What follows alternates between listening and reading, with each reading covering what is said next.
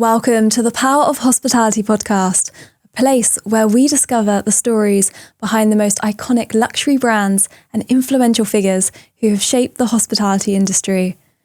I'm your host, Jupiter Humphrey-Bishop, and in Series 2, we explore some of the most world-renowned products and legendary careers, from CEOs and visionary entrepreneurs to elegant, award-winning luxury brands served in some of the highest establishments in the luxury hospitality industry.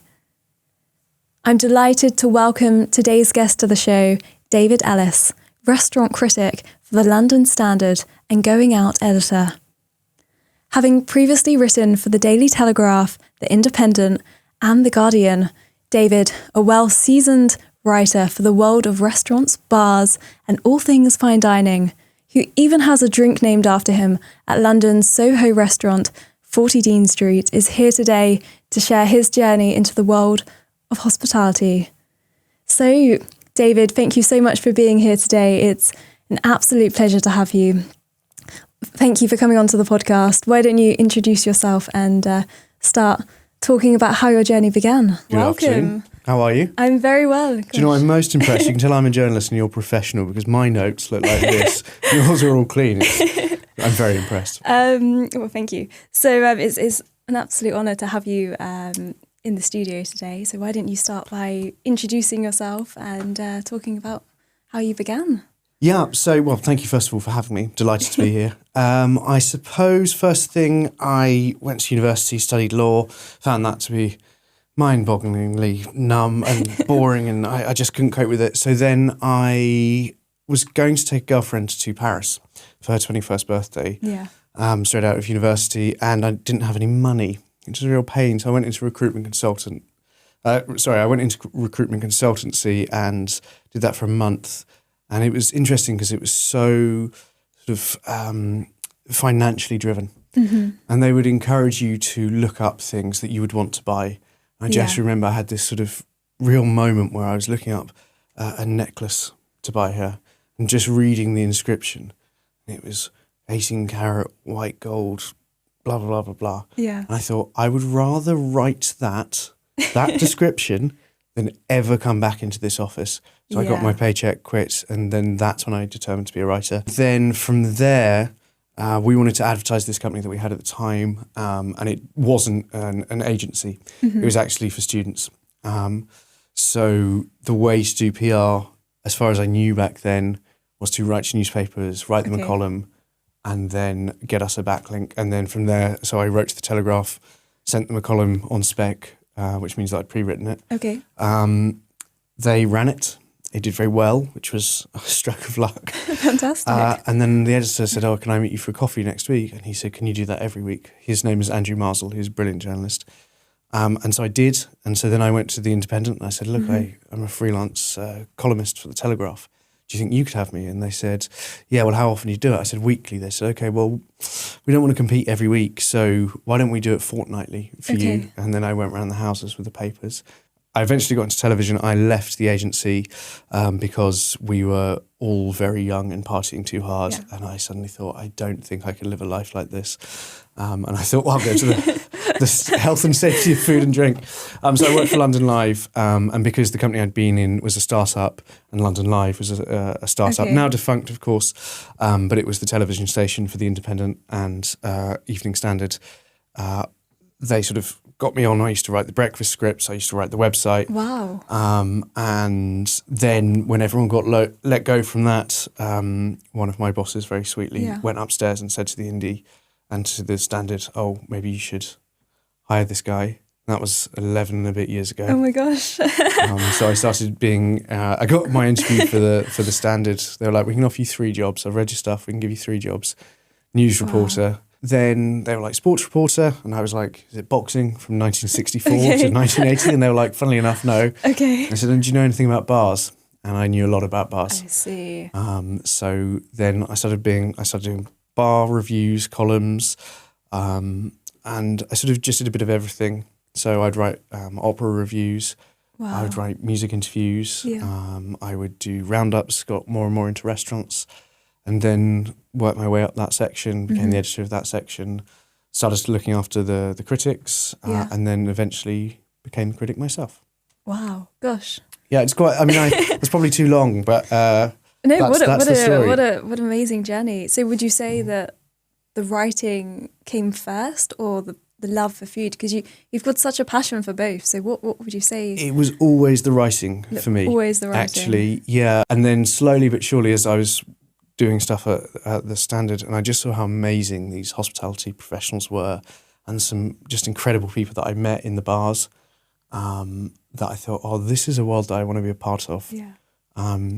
And then I kind of educated myself in restaurants. We had a series called Famous London Restaurants, which was just a very easy way to get to know all the big ones, so that I had some idea of when going to a new one, how that compared and what this city thrived off. So it was a very calculated way to get into food and drink.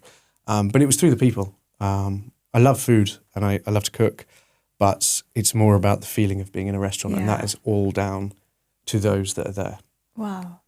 And could you tell us about your first ever written article? I mean, what was it? Yeah. Do you remember kind of what it was? And the first big thing I did, there was a guy called Richard O'Dwyer who had been, America were extraditing him, and it involved an interview with Jimmy Wales, who's the founder of Wikipedia. Okay. And I just wrote to him and he said, sure, you can interview me.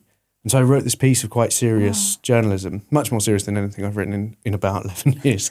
And I remember thinking, oh, wow, this is a way to meet fascinating people. Yeah. So then you also had opportunities to write for the Daily Telegraph, the Guardian, and the Independent. I mean, that must have been, such an experience. Can you remember your first experience writing for them? Yeah, well, I mean, one of the questions I often get asked is, how'd you get into journalism? And as I said, I just wrote to the Telegraph with a column pre-written. Just like that? So I just wrote a piece and I was like, would you like to print it? And for some reason, this incredible man opened it, read it, and was like, yeah, I'll give it a go. Wow.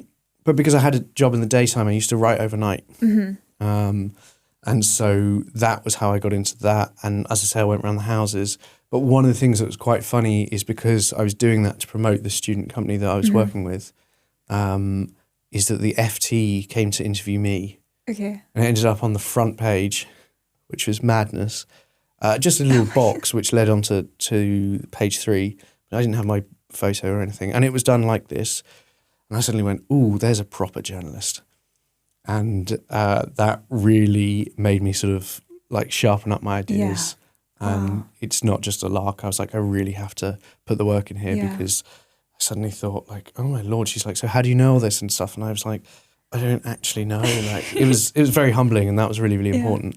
And so, from there, it was just being willing to sit up all night and write. So I might go to bed at 4 and get up at 6. That's that really is dedication. Gosh. Well, I think it's the thing. I'm old now, but when I was young, like you will if you want to. You find that passion in something that you exactly the same with any industry, and it's the same when I worked in telly. Like I used to do the breakfast shifts, so a car would come and pick me up at 3 o'clock, which sounds glamorous, but it's not like a nice car. Okay. But I could never sleep in the daytime, and we'd have a lot of dinner parties. So I'd go to bed at midnight. Wow. And then I'd just wake up at 3, and I just wasn't a person for 6 months. Wow. But that's what it took to have that job. And that's why I think when everyone else was let go, my boss's boss very kindly went and said, look, I think we've got someone here that we shouldn't let go because they're willing not to sleep for the job, and they're cheap. So, no, it's important. Wow. And because I've read I've read quite a lot of your articles and your reviews for the London Standard.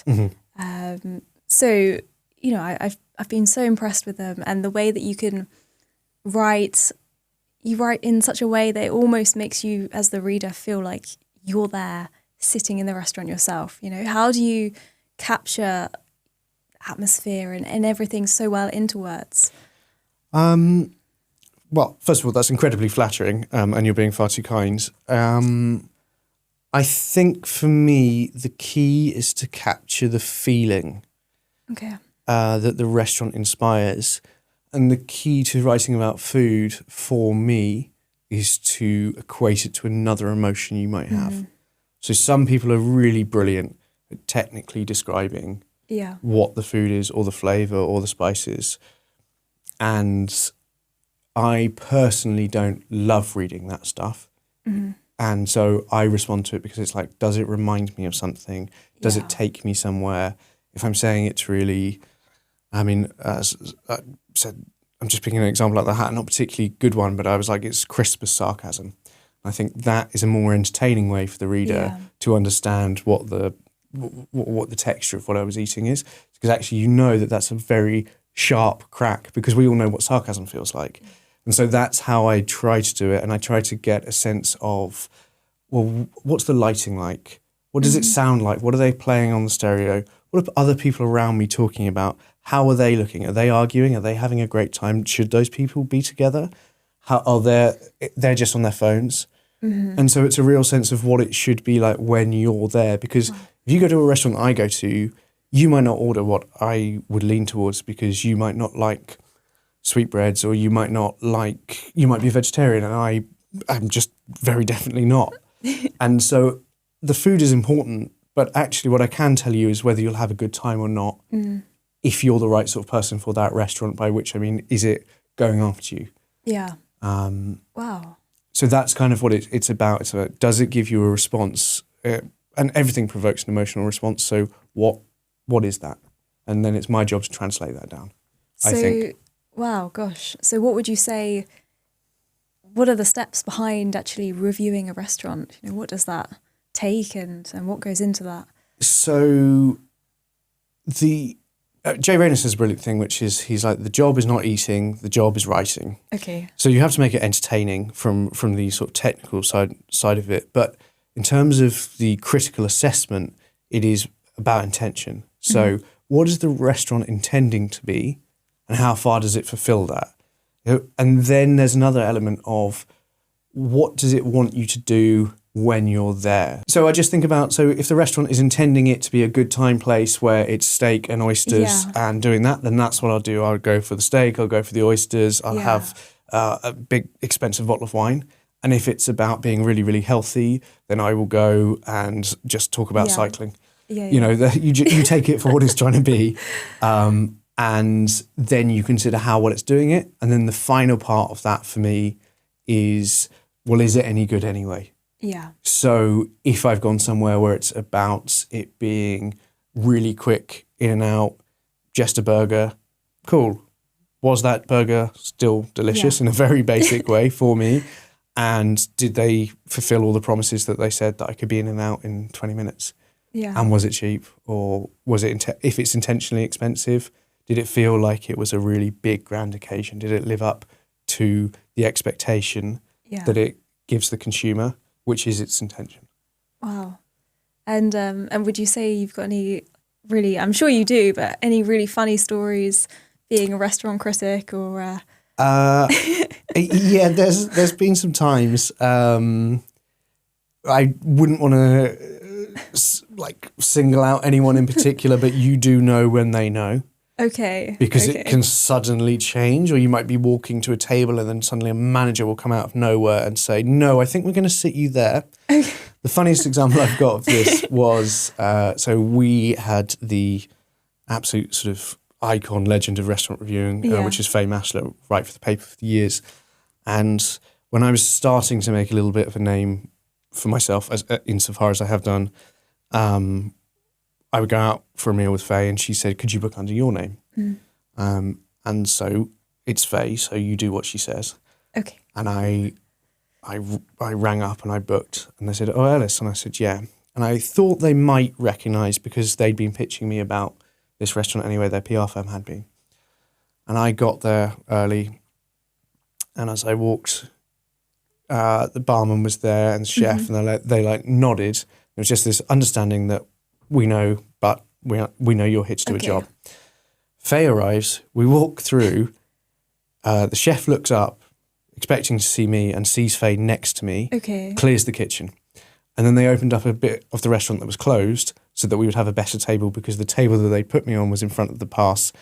And actually that's just so intimidating for the chefs. I see. And then other funny stories are... Oh my gosh. Yeah, it was, we had a lovely meal anyway. Wow. So what would you say is, what lies at the heart of truly exceptional service, and what are the kind of subtle qualities that transform just a normal service to something unforgettable and incredible? I think it's about the attention that is paid. Okay. So, like a good conversation is you hear what that person says and you respond to it. That is the same for great service. They're hearing what you're saying and maybe the inflection that you're using and what you really want and how quickly or not you're trying to order. And they respond to that. Service that I find difficult to deal with is when it's very formulaic and every table's getting exactly the same thing because your demands of a meal might be different to my demands of the meal, might be different to whomever's demands. Yeah. And so they need to respond to you and in the same way that sometimes you might be going through a meal and you have an argument. You do not want to be asked if you'd like any more wine or a top off of your water, or is it okay to bring the mains out? And the great service is reading the atmosphere of the table and the way that they're going for it, paying attention to the situation of the table. And obviously you cannot know what the relationship is on that table, but if parents are coming out and the kids playing up and they're getting a bit frustrated, maybe make the kids feel really good. Yeah. There's a thing that Jeremy King used to do where if he knew the regulars and they used to come in a lot and they had small children, he would take the children for a walk around the restaurant. Oh, wow. Because if the child's playing up, no, this is amazing, it's really exciting, and then the parents get 5 minutes to relax. Yeah. And you go, okay, that's amazing hospitality because you've really understood. And, in very high-end restaurants, they tend to look up their guests. I think the way of letting you know that whoever the guest is can be done in a good or a bad way. Oh, I see you went to Spain last week. It's terrifying and weird. Or I think you like this. But if it can be done in a totally different way of a friend of mine served you at a different restaurant and they said, and it's about that. And when you're like, I know that we're all playing the same game, but you're making an effort to make me feel comfortable. That's what I think brilliant service is. So how do you, as a restaurant critic, find out about all the new restaurants that are coming to the market, and how do you choose which places to go to? I mean, yeah. Well, there are a few ways. Okay. One is through PR, Okay. because they'll send you announcements of it. One is through Hot Dinners, because they do a brilliant job of listing restaurants that are going to go, because I don't see all my emails, but Hot Dinners is very, very efficient and do a really, really good job. The other way is keeping an eye on socials, new accounts that have popped up, your recommendations, so-and-so follows them. So you'll be like, okay, I don't know anything about this, but I've seen that a few people I know, which means there must be some interest there. One of the ways I like to do is just to walk past somewhere and go, okay, I'm going to pop in. Yeah. And that's where some of my favourite reviews have been. People recommend places to me quite a lot, and then I always make a note of that too. Okay. And I think that's probably the bulk of it. Yeah. And then you come up, you keep lists. Or sometimes I don't keep lists, and it's which ones do I remember. So that's actually useful in its own way, or instructive in its own way. In terms of how do I choose them, I have to think what best serves the audience. So I might want to go to the place that serves a £1,500 menu and 64 Latif, but I'm not going to do that because my reader's not going to go. So there's a consideration of will people actually be able to get a table there? Yeah. Which can be not just price, it could be to do with the size of the restaurant, or how many bookings they release, or do they do sittings on a Monday? All these things. And then so primarily it's always about the audience. Will the audience be able to go? And then 2, does this have interest for a reader? Because there are lots of places that open up that look good, but they are not in any way distinct. So I reviewed a smash burger place a fair while ago now, but I hadn't reviewed any of the others, and that's because this one had spicing from, it's such a vague, but it was sort of Southeast Asia. It was from various points, and they had different touch tones. And I was like, well, that's different to another basic smash burger place. Yeah. So is there something distinct about it? Is there a great chef involved? And do I think that it will be of interest? Because you can open a top chef with a star, opening in a 5-star hotel, and then you look at the menu and you think, okay, it's another turbot and a beurre blanc. Yeah. Like, what do I write about that that's interesting? Because the column fundamentally is not just a list of recommendations, it's also about entertainment. So is there anything entertaining to write? Because you're trying to sell papers, not restaurants, and you're trying to be trustworthy for the reader. So that's it. Do people ever write to you with kind of their experiences, or Yep, or people are they're very like, vocal. David, please write about this place, or Yeah, you actually, sorry, that I missed that on how do I learn about restaurants. Restaurant owners often write to me directly of small places. Wow. And they'll often invite you in, and I never reply. I will just book and go. Okay. Because I want to just see if it's worth it. And if it's not worth it, then look, you're a small business. I'm not going to trample on you. But if it's great, then it's a real pleasure to do that for those people. And then, because then they'll write you and you'll be like, you didn't reply. And you'll be like, I know, because I wanted it to be proper. But readers do write in. I have to say now the written letter is rare. Okay. But I really pay attention to those. Wow. Because that's a considerable act to do that. Obviously, you get quite a lot of DMs from people. You get vocal comments on posts, emails. And that's really, really useful because, again, my job to a certain extent is to give the audience what it wants. Not to praise a restaurant that they might all like if I think it's rubbish, but to review the places that they have an interest in. So if they're all interested in XYZ, fine. I personally think it's boring, but I will go and check it out, and that often happens with really famous openings that come from abroad. Like, I don't know, I'm not interested in it, but if you get enough people sort of mention it or email you about it, or quite often there are hospitality parties and stuff, and usually someone's brought a friend who's not in the industry, and they go, have you heard of this place? And you go, okay, cool, why not? Yeah. That sounds good. Amazing. Would you say that in a way that you could have a saying influencing the success of businesses and restaurants to some extent? Don't get me wrong, I don't think I'm Jay Rayner, who has enormous influence. I think I do have an influence, though. I think it's more with local restaurants that seems to benefit. But I think possibly also, if no one else has ever written about it, then suddenly you find that it gets written about. And so you're actually sort of bringing it to the attention of other people who might write. So that's one way. I think also it can sometimes help set a tone. I mean, that sounds really grandiose and up myself, but I do think if it's like, okay, well, the first review said it was unbelievable or terrible. Yeah. It sometimes seems to have some sway on how a restaurant's perceived within the industry, which then I think bleeds out. I think readers are too smart just to take one person's opinion. So you'll get people write to you and be like, this is totally wrong, or thank you for validating my experience. I couldn't believe everyone was talking about it. I hated it. I'm so glad to see someone else.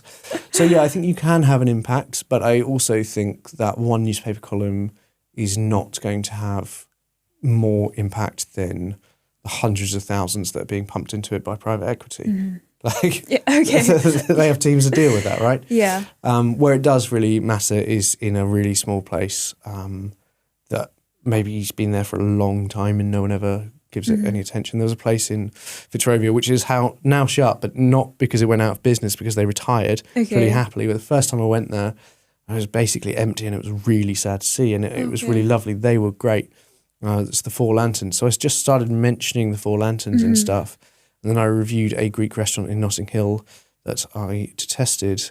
And so I used the last part of the review to write about how great this other place was. See. And if you're looking for Greek food, go to this other place instead. Okay. Now, the one that I trashed, they have a multi-million pound backing. So I didn't feel bad about that. And this place, nothing. And then I would go in and it would just get busier and busier and busier. And I was like, well, I feel like you try not to take the credit for that, but then you go in and they go, David, thank you so much. Like, this is amazing. We really appreciate it. And then they put a bottle of ouzo into your hands. This is from us to say thank you. You go, I'm really glad. Like, you're a little family business that's been there for 50 years and you were slowly, that's really lovely. That's really nice. So would you say, when you look back over the the many years that you've been writing restaurant reviews, would you say, well, what stays in your mind the clearest? Is it the food and wine? Is it the ambience, or is it the service? And when you're writing reviews, how important is it that you cover all three of those, or do you write about more than, one more than others? I think, again, it kind of depends where the restaurant's positioning itself, because I think we all know loads of brilliant restaurants that we love are nothing to do with the food. And they're not pretending it's to do with the food. So then I won't write that much about the food. Okay.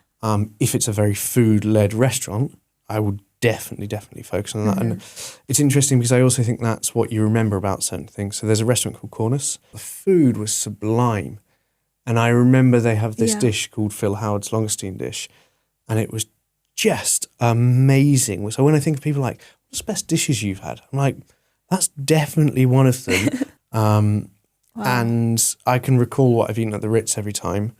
And I can recall, like, in the French house, Neil does the brains, and I always think about those. But the reason I go back to the French house, or the reason I go to Andrew Edmonds, is because of the feeling. Yeah. And so in terms of, do I feel like I should cover that and the service and the food? I feel like I should cover the feeling and the food. And the service is the difficult one for us to write about, because it fundamentally changes your experience, because it helps set the ambience. But equally, that person might not serve anyone else. And also that person might move, leave, go somewhere else. And I struggle to name it unless I'm getting it from every single person in the restaurant. You see it from the person who meets you at the door, to the sommelier when they come over, to whoever. Then I go, right, this is a brilliant operation. I can see that everyone's great here. Service amazing. They must have someone who trains them to do these things. Then I know. If it's one great server, and then I'm like, well, no, this is unfair. Or if it's one terrible, but everyone else is pretty good or great, then it's very unfair. And I would never pick out someone who's working there, because you don't want to affect them because fundamentally, like, if the service is bad, that's an operations problem. Someone's not training people right. Someone's not in the restaurant experiencing it enough. And so you know that if they can't get their operations right, they're the sort of person to go, well, we should sack James. Yeah. Like, that'll get rid of the problem. It's like, no. You need to put more time into James. That will make him better. Absolutely. And so that's where service gets actually, and I think it frustrates anyone in that sort of hospitality that they so rarely read about it. But it's because it can feel very unfair to do that. But I mean, I will put it in if it's great, and it does hugely affect a review. Yeah. And how do you weave your own personal preferences and personal tastes into a review where, you want to meet the kind of audience expectations, but then at the same time you're balancing your own preference. So, I mean, how does that work? I think. It's a difficult balancing act, is the truth of it. Like, it might be intending to be X and I hate X. And then I go and I'm like, I think it's good at X, but I hate it. So that can be hard. But I will give you an example the other way around. I wrote a review that ended up being a little bit controversial for various reasons that we won't get into. And I personally loved the experience because it was exactly my cup of tea. But I couldn't honestly recommend it to other people, because I was like, unless you're going for a particular experience, which is kind of to make you feel like you're in the 80s having a long lunch, drinking expensive wine, you kind of want to sit there at the end and chain smoke. Yeah. Unless that kind of world has some romance to you because you used to read Jeffrey Bernard columns or whatever, then that restaurant's probably not going to be good. So if I rave, that would be dishonest to most readers, because also what you have to let the reader know is whether it's for them or not.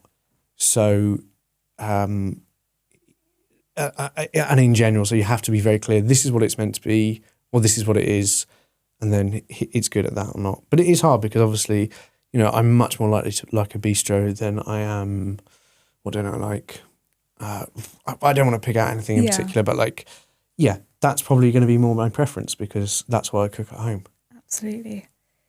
And would you say that when you're going in and you're reviewing these places, can you tell then that the future of that business is going to become successful if they've just opened, you're going in, they've been open for a couple of weeks. Can you tell from then that they're going to get better, or that they're going to be successful, or that they're not going to be successful? Yeah, when I go in, I can kind of tell, I think. But that comes with a huge caveat of I can't see the future, don't know what's going to change, I don't know what people are really into. And actually, I know this is not high-end hospitality, but I mentioned the smash burger earlier. When burgers were seriously uncool about 3 or 4 years ago, and all the big chains, which were obviously serving different things, seemed to be collapsing. And if someone said, I'm going to open a burger restaurant in London, I'd be like, don't do it. But actually, suddenly they've become huge. And the other much more high-end example is trolley service. At one point, trolley service was seen as quite naff. It's something I've always personally, something I've always personally enjoyed. Yeah. But then I'm like, clearly people hate it because no one does it anymore. Now trolley service is huge. It's really coming back, isn't it? It's everywhere. Everywhere. I saw a steak trolley service. Yeah, and I sort of thought, whoa, this has gone a long way. And so, yeah, I'm not all knowing. And if I was, I would have a much bigger flat than I do. Yeah, okay. So you can only guess on what you've seen come and go before and what you think people are in the mood for. And sometimes when it's something that's very pretentious and insists you do it in a certain way, I don't think people have time for that. I think people want to feel really special. Yeah. And so, if a restaurant makes everyone in that room feel great, because I'm not just reviewing my experience, it's like, is the table next to me getting as good a time? They're across the room, can I see that they're as attentive? Okay, if they're making you feel amazing, they're going to come back. A week and you go, well, they found that there is an audience and people do want to go out, but it's about, are you tapping into what people like? And also when they're there, do they feel good? And the restaurants that make you feel good are the ones that survive. Fantastic. And so you've been writing reviews for about just over a decade now? Various different reviews. Okay. I will qualify that. I've only been doing the full-time Critic gig for a year and a bit. Okay. But I've been covering the columns since last couple of years of Faye. And then obviously I did bar reviewing before that. So, and write-ups of like famous London restaurants was not a strict review. But so how would you say the restaurant industry has changed over those years? And do people have higher expectations these days? And what's kind of changed? I think generally it's got a lot better. Okay. Because I think the financial constraints that are facing both the diner and the operator have led to, on the diner side, they're more savvy about where they want to go because they really want to make an informed decision, because if they're going to part with their money, they want it to be great. And from the operator's side, let's say you run a 5-star hotel with a great restaurant and you don't have as much money to make that work anymore. You are smarter about how you do it because you have to stand out in a different way. And so I think menus generally are getting a bit more interesting. And I think that because you're having to somehow cut a corner and not let the diner see that, you probably are working a lot harder on your things like service and stuff like that. And, I think in the last 10 years, a lot of diners have taken a real interest in food. And maybe because they can't afford to be out quite as much, they're probably cooking more themselves, so they know more about food. And so I think that means that restaurants just respond in a different way. There's a restaurant down in Kensington, and I was saying, what's the biggest change in restaurants that you've seen? And they've been there since the late 60s. And he said, well, smoking ban. And I was like, really? That's long. He said, no, we just used to put loads of salt in it because everyone used to smoke all the time. So you needed to get through that. And then they get onto the liqueurs. So we make all our money on that. So the food was cheaper. And he said, as soon as people could start tasting things properly, God, we had to retrain the kitchen. And I went, of course. But because people aren't drinking as much for health, but also because of cost, they're tasting more. So I think in general, restaurants have been really smart and amazing at responding to an increasingly more scrutiny from the diner. Okay. So it's kind of just got better all around.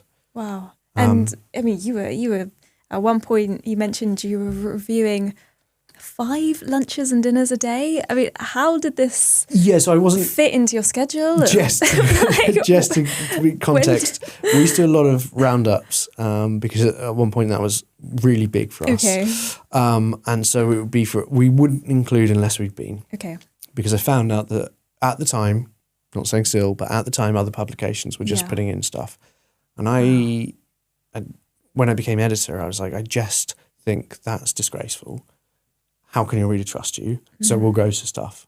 And so you would go out and, I mean, it might not be, I definitely was going out 5 nights and I'd probably be going out 3 lunches. So wow.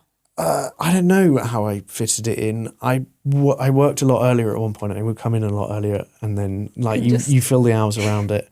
It was just because I felt like I was playing catch up. I was like, I don't think I know this scene anywhere near as well as all the writers that I respected. So I just tried to throw myself in it in order to have some understanding. And there are other people out there who would just have this extraordinary knowledge of stuff. And I read it and I go, wow, how do you know about that place in a car park?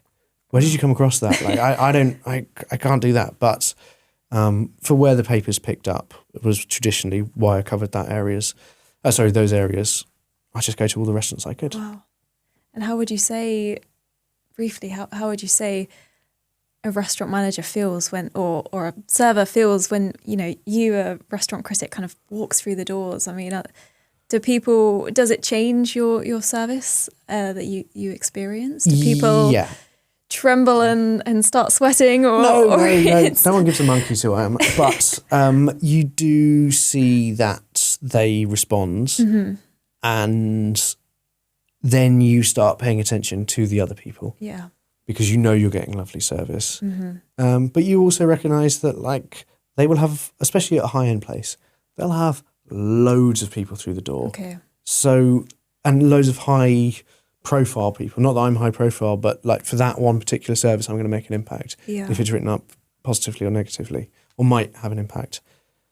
But that person, like the actor or the politician or the writer or whomever or the CEO, they're going to come back and spend loads of money. Yeah. And so those you might see them sort of switch on, but it's because every service is a performance, and if they're trying this hard with me, then they'll probably try even harder with the guy from Lloyd's who's got a huge expense account or is very rich. Yeah. So you kind of go, yep, is everyone else getting it? And also, well, what if it was someone else? And if they're doing this for someone else, amazing, they're brilliant at their job. So it's been mentioned that there's actually a cocktail named after you, the DVH Ellis, which is, what a name. So which is tequila instead of gin. I mean, how did this come about, and how do you feel having a drink named after you? I used to go to that restaurant a lot, 40 Dean Street in Soho, and I used to always drink that, or mezcal, but ended up being tequila on the thing. And I was going through a big Negroni phase at the time. And I just used to have so many of them that eventually it was joked about it being on the menu. And then with no money changing hands, I was in there one day and the owner called Nima said, can you just read this to make sure it's all fine? And just for typos and stuff. And I just happened to be in there and I went through it with a pen and pencil and did all that. And then I just scrolled at the bottom, DVH Negroni, Ellis Negroni, as a joke. Oh my gosh. But of course he put it on, which was very sweet of him. Somewhere else threatened to put an Ellis Martini on the list as well, but I sort of turned them away from that, which now I regret, but at the time I was like, no, this is too far. This is, okay. But it's just, you get to know people and they're very friendly, and if you drink a lot of something, then people tend to ascribe a name to it, right? So for anyone listening today that aspires to be a future writer within the world of hospitality, what kind of key things should they be working on now, and how can they become successful, established in their careers? Any advice for them? Find where you're good. So when I was writing about bars, I knew a lot about it, and so I could be really passionate about it, and make contacts so that you hear about stuff from people. Okay. A lot of restaurateurs will tell me about somewhere that they love or they go. And the most important thing is to have an opinion. So I never read any other critics' reviews unless I've already written my own, if it's a certain place, or unless I'm never going to review it. Okay. When so-and-so reviews something in York, I'll read it straight away. But the only reason for that is I never want to parrot other people's reviews, and sometimes I can see in other people's copy that they have. Key things are, make sure you're going to be able to write in a way that you're not scrabbling for work, so you can give it the proper time that it deserves. Read loads, make good contacts, get better at the art of writing itself. Just get better at being able to manufacture sentences even if you're not feeling inspired, because 9 times out of 10 you don't feel inspired. If you're in food and drink, you might have a hangover a couple of days a week. But writing is a bit like Meccano. There are certain ways you can construct it and it will always sound good. Yeah. Learn those tricks by reading great writers, and then you can do some sort of a version of that. Yeah. So for anybody that's thinking about, listening today, thinking about, I'd love to set up a restaurant. So from that side, what advice would you have for, somebody that they're going to put all their money and time and energy into building a restaurant? Where should they invest their energy and time, and what kind of aspects? First of all, I would just say I have enormous respect for anyone doing that, because it's a gamble, as you well know. Secondly, it's almost similar to the writing. Like, find what you have passion for, because then you will deliver it convincingly every time. I don't have a passion for Basque stews, right? So I would never be able to open a restaurant that does that, because it would be rubbish. But if it was a French onion soup kitchen, it'd be great. Yeah. Practice that. I'll be there every day.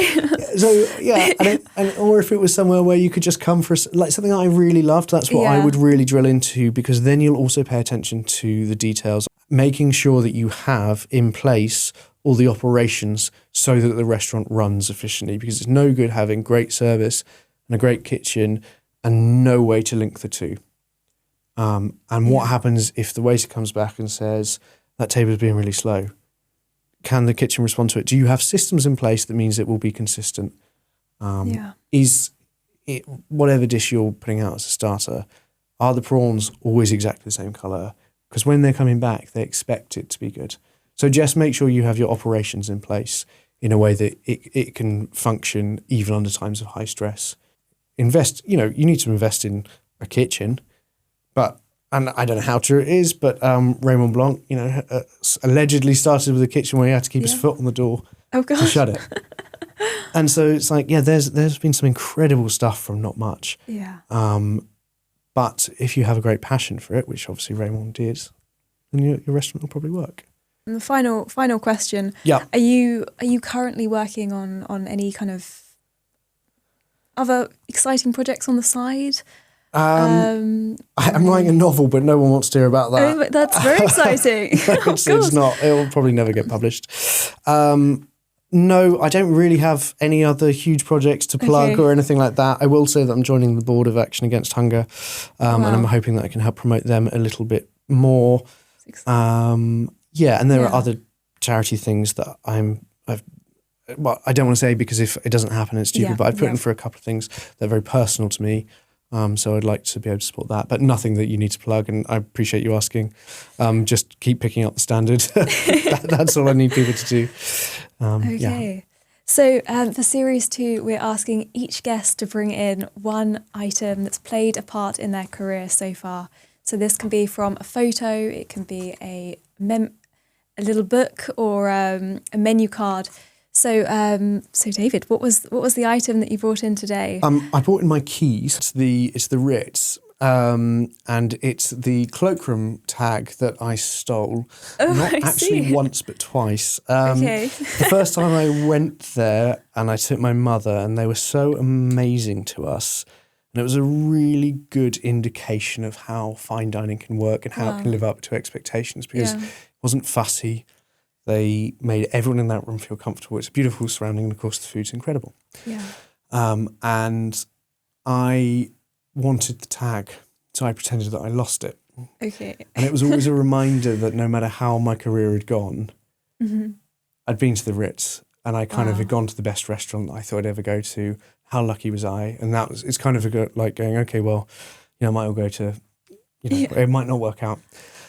Anyway, and then I had my keys stolen from me. Oh, gosh. And I lost the Ritz thing, and I was really sad. That's really And in the meantime, I'd been a few times, Okay. and I remember memorably there was the Ukraine war was announced. 4 of us went and spent a fortune because we thought it was the end of the world. I was like, that's the restaurant I go to above all others. And then on one particular occasion, it's just like, I really miss having my Ritz key ring because it's ridiculous as well. Like, I completely acknowledge it's absurd. But just because I always think of that first meal, and I've had a few special occasions that I've gone there. And so I took it again. I'm very sorry, John Williams and team. I don't think they're particularly expensive. I mean, they might be. Well, we don't know. But that's why I kept it, because it was of basically seeing what I thought was sort of the pinnacle of hospitality in general. And and also that I'd achieved something I didn't think I would. So that's why I hold on to it. And also I think it's very, very funny, because if I put down my keys at people's houses, they're like, you have a Ritz key ring. That's pretty. And it's always very good special, to have people take the nick out of me. So that's why I've got it. Fantastic. So we'll just move on to the quick fire round questions. So 3 super quick questions with just 1 or 2 word answers or a sentence. So question 1. So if you could have dinner with anyone throughout history or alive today, who would it be and where? I think it would be Louis Armstrong. Okay. And I would go to the Atlantic Bar, which is now defunct, but Soren Jessen used to have it. And it was just this really glamorous place that everyone went. And Wonderful. It just sounds amazing. Okay, so if you were writing a review on Mr. David Ellis himself, what would you write? Not as good as he thinks he is. Just that. Yeah. Okay. And finally, if you could review any restaurant or place in the entire world that you haven't already reviewed, where would you go? Can I go back in history? Absolutely. I would go to Harvey's. Okay. Marco Pierre White's place. I'm just so fascinated to see how good it was. And to also see the excitement around it, because it really, it changed how restaurants were perceived. Yeah. And so I'd love to do that. Wonderful. Well, honestly, thank you so much for being here today in the studio. It's been thank you. Absolute pleasure to have you here. I'm so delighted to be here, and I really appreciate it. And your questions were so brilliant, and I just rambled and rambled. So, so thank you, and good luck with the edit. Thank you so much. So that brings us to the end of today's episode, where we interviewed David Ellis, restaurant critic at the London Standard. Stay with us as we continue to interview some of the most inspirational and influential professionals. See you soon.